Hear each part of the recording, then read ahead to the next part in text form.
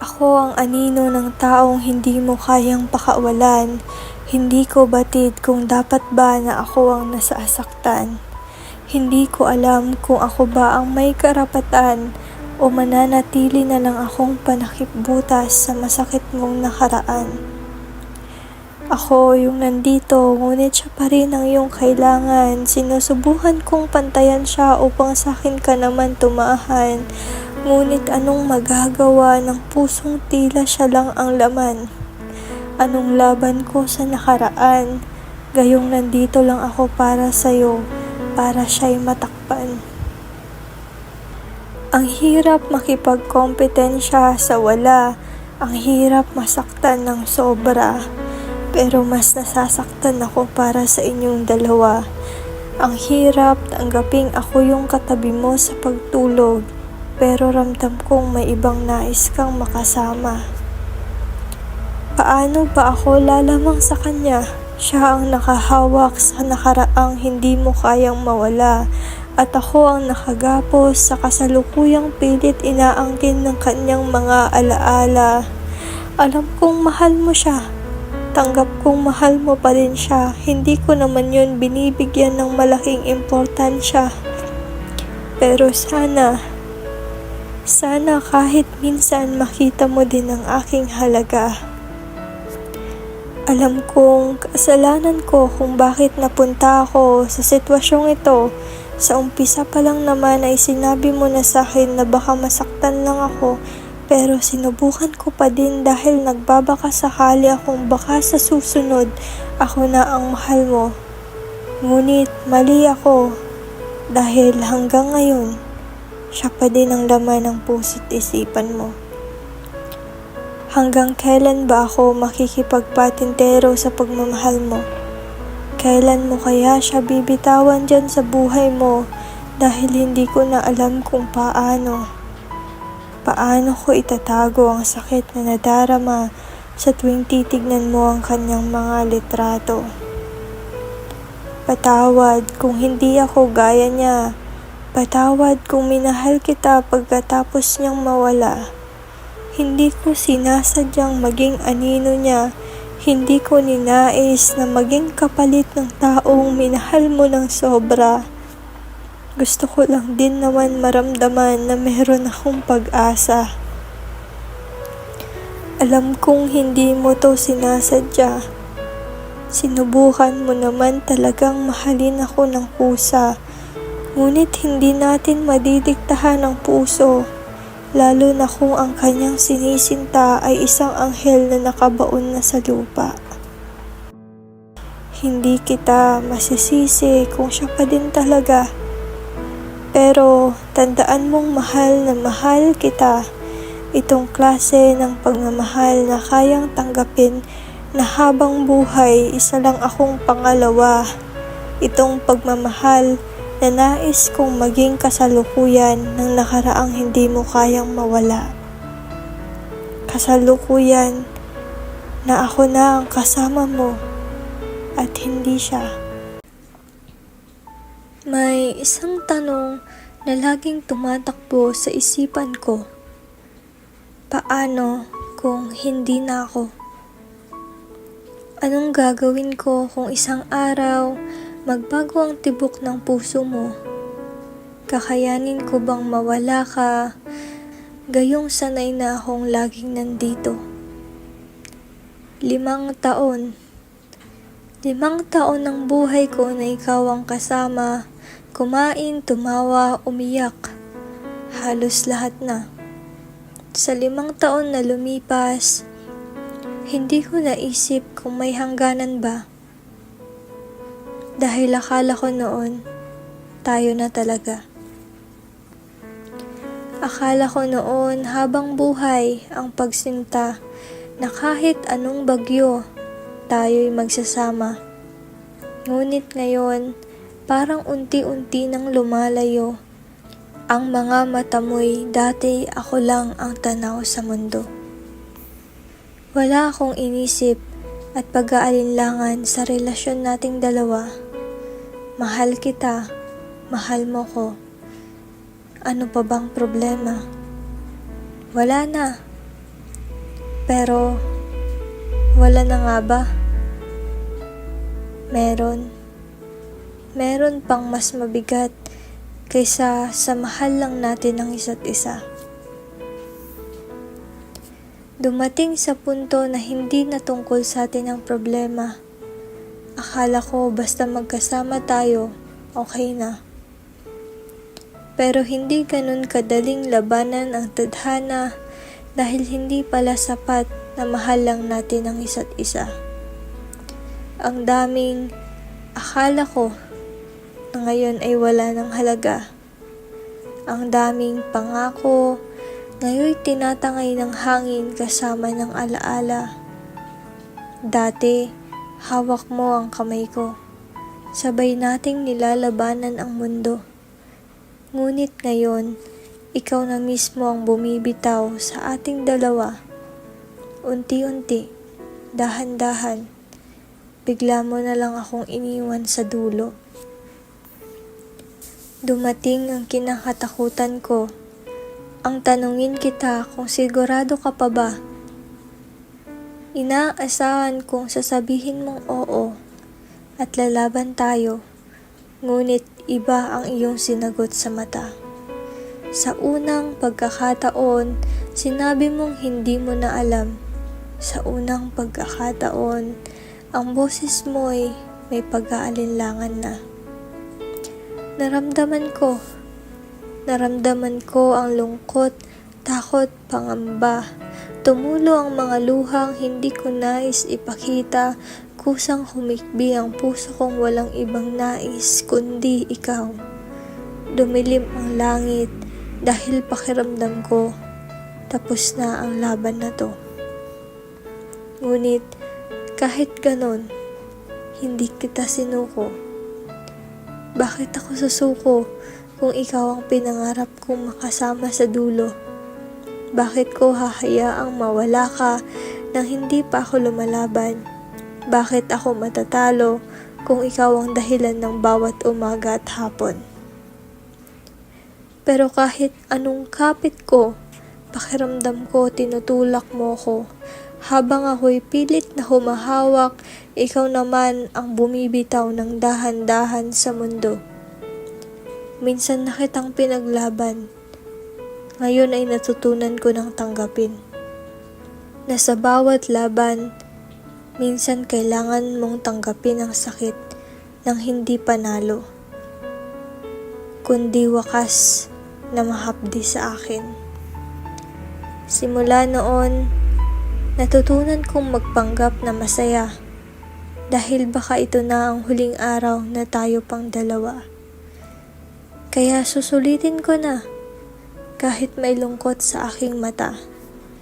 Dahil simula nung sinabi mong hindi ka na sigurado, sa isip ko'y pinakawalan na kita. Pero kahit gusto kitang yakapin at pigilan, paano kung sa bawat yakap ko, mas lalo kang nahihirapan?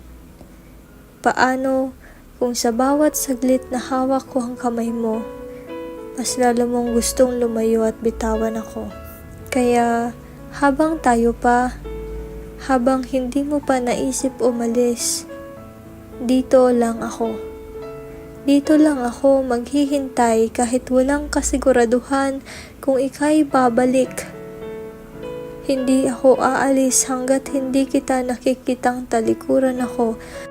At kung mangyari yon, hahayaang umiyak ang puso, ngunit hindi na ipipilit ito. Ang tanong na, paano kung hindi na ako? Laging nandyan, paulit-ulit sa utak ko. Kung hindi na ako, ano pa bang magagawa? Hindi ko naman mapipilit. Ang pusong iba na ang mahalaga. Kung dumating ang araw na hindi na ako, alalahanin mong minsan, ako ang nasa mundo mo. Ako ang pinili mo kahit saglit lang sa buhay mo. Ako ang nagmahal sa'yo kahit mas pinili mong sumuko. At kung dumating ang araw na ako na lang ang natitira, habang ikaw ay nasa piling na ng iba, ipipikit ko ang aking mga mata at hahayaang lumipas ang sakit na naiwan mo sa akin ng kusa. Hindi kailanman magiging sayang ang 5 taon. Dahil bawat sandali, iniuwit kita sa panahon. Hindi ako nagsisi na minahal kita ng buo at kung pipiliin mong umalis, hahayaan na lang kitang lumayo. Ayokong maging mapait ang ating kwento dahil kahit papaano, sumaya naman tayo. Mahal, kung darating sa puntong hindi na ako, huwag kang mag-alala. Hindi kita sisisihin sa naging kahihinatnan ng tayo. Sana marinig ng langit ang hiling kong sana tayo na lang. Dahil ayaw ko nang maghanap ng pag-ibig sa ibang pangalan. Paano ko hahanapin sa iba ang katauhan mo? Paano ko tatanggapin na hindi na ikaw ang mundo ko? Sa gitna ng tanong na paano kung hindi na ako, nakapaloob doon ang pangarap kong sana ako na lang, sana tayo na lang. Sana walang wakas dahil kahit ilang beses ko tanggapin ang katotohanang hindi tayo ang nakalaan, hindi ko maiwasang masaktan kung bakit hindi na lang ako ang iyong tahanan. Mga larawan nating nakangiti, mga alaala nating dalawa. Paano kung hindi na ako? Dadalhin mo rin ba siya sa ating lugar? Mga yakap na dati sa akin lang nakalaan, siya na ba ngayon ang may karapatang sa'yo'y lumaban? At paano ako lalaya kung ikaw pa rin ang nais kong makasama? Paano kung kahit anong pilit kong kalimutan sa bawat pagsikat ng araw at paglubog ng gabi? Ikaw pa rin ang sigaw ng puso kong hindi mo na pinili. Pero mahal, ito na nga siguro ang wakas. Ito na nga siguro ang dulo ng kwentong sa simula pa lang ay may lamat. Kahit gustuhin kong manatili, kailangan ko ring lumaya. Kailangan kong tanggapin na ako'y bahagi na lang ng iyong alaala. Kaya sa huling pagkakataon, hahawakan kita.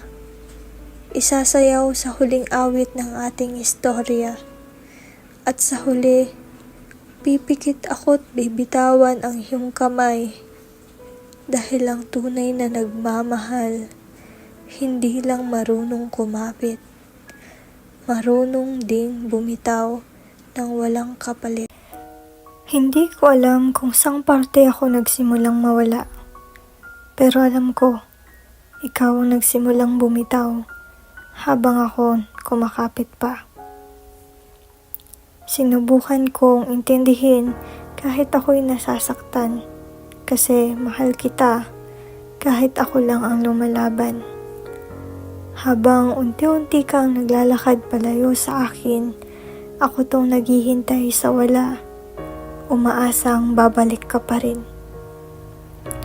Lahat ng mensahe ko'y tinatanggap mo pero hindi binabasa. Parang ako, nakikita mo pero hindi na pinapansin talaga. Bumubuhos ang luha, nagpapanggap na masaya kahit na wala ka ng kusa.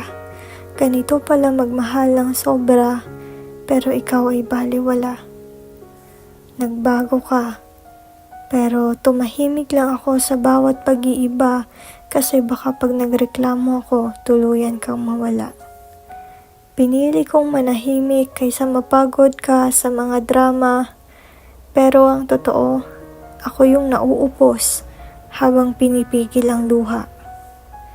Nandito ako, umiiyak sa tuwing gabi na wala kang balita, samantalang ikaw natutulog ng mahimbing na parang wala lang talaga. Kada scene, kada mamaya, kada busy ako, parang unti-unting pagsakal. Pero ako'y patuloy pa rin umaasa Gabi-gabi kong kinakausap ang sarili. Baka naman pagod lang siya. Baka naman may problema. Hindi lang sinabi. Pero ang sakit ay hindi na kayang pagtakpan ng pagkukunwari. Dahil kahit ako'y pilit na lumalaban, ikaw itong patuloy na umaatras. Hanggang sa isang araw, dumating ka na may kasamang iba. Masaya ka, magaan ang kilos, walang bakas ng pagsisisi sa mata. At ako, para akong papel na tinapon, pinaglaruan, iniwan sa gitna. Habang hawak ko pa rin ang mga pangakong hindi mo na pala dala-dala, hindi mo ako iniwan ng minsanan. Dinaan mo ako sa katahimikan, sa malamig mong pakikitungo at hindi mo paglaban. Parang unti-unti mo akong binura, pero hindi mo ako binitawan ng bigla. Hanggang sa dumating siya, kaya nawala ang espasyo ko at ang kakaunting pag-asa. Nagsawa ka na. At ako'y patuloy na sinasaayos ang puso kong sira. Naging tahanan kita pero sa huli ako pala'y isang pansamantala. Isang hintuan lang habang hinihintay ka ng iba. Mahal pa rin kita, oo. Kahit hanggang ngayon binabangungot ako ng mga pangako mong tayo hanggang pagtanda. Pero hindi pwedeng habang buhay akong magluksa. Kailangan ko ding mahalin ang sarili upang makabangon akong muli. Hindi mo ko pinili nung mga panahong ako'y nandyan pa. Kaya dito na magtatapos ang kwento ng pusong minahal ka. Sana balang araw mapagtanto mo na minahal talaga kita ng buong buo. Hindi man ito nasuklian gaya ng inaasahan ko. Hindi kita iniwan gaya ng ginawa mo. Naranasan mo na ba? Yung binigay mo ng lahat, tapos siya pa yung naunang sumuko.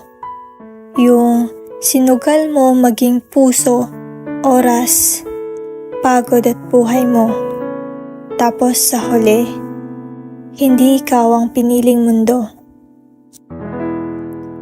Nakilala kita sa isang simpleng tagpo. Isang hi lang noon. Pero puso ko agad ang nabuo. Hindi ko alam kung anong meron sa'yo.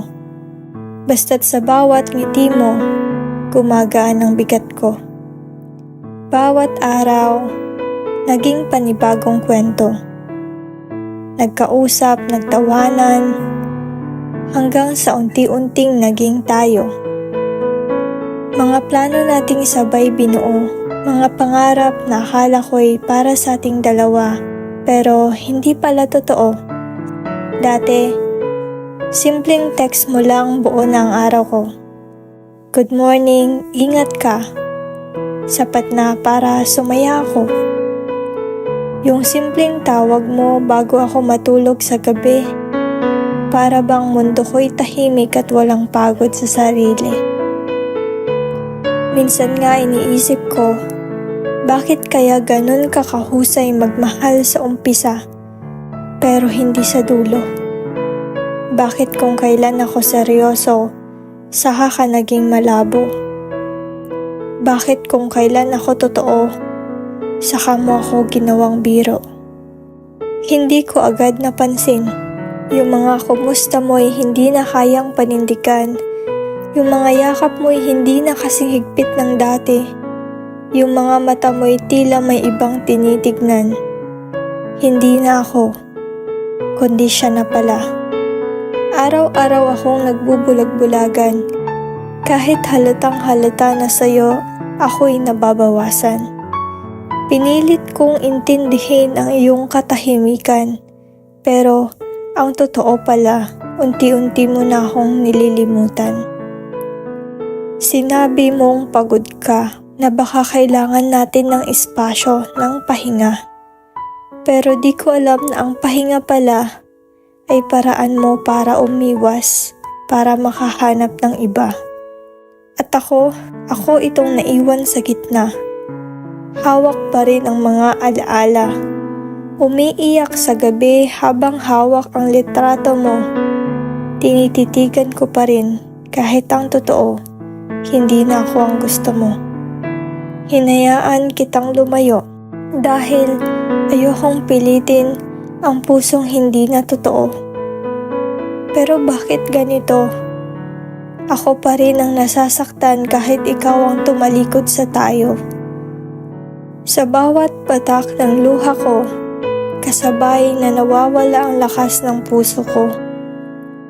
Akala ko, kaya ko, pero paano mo nga naman makakalimutan ang taong minahal mo ng todo? Tinanggap ko na lang na tapos na hindi na ako ang laman ng bawat tula, na hindi na ako ang gusto mong kasama, na yung dating mahal kita, matagal nang wala ng halaga. At ngayon, sa huling patak ng luha, saka ko lang natutunang palayain ka. Hindi dahil hindi na kita mahal, kundi dahil ako na lang ang lumalaban sa ating pagmamahal. Sa huling patak ng luha, ibinaon ko na ang lahat, pati ang mga alaala. Hindi ko na kailangang paulit-ulit na masaktan. Hindi ko na kailangang laging ako ang magparaya sa relasyon nating unti-unting iniwan. Dahil sa huling patak ng luha ko, mahal, naalala kong mahal ko rin pala ang sarili ko.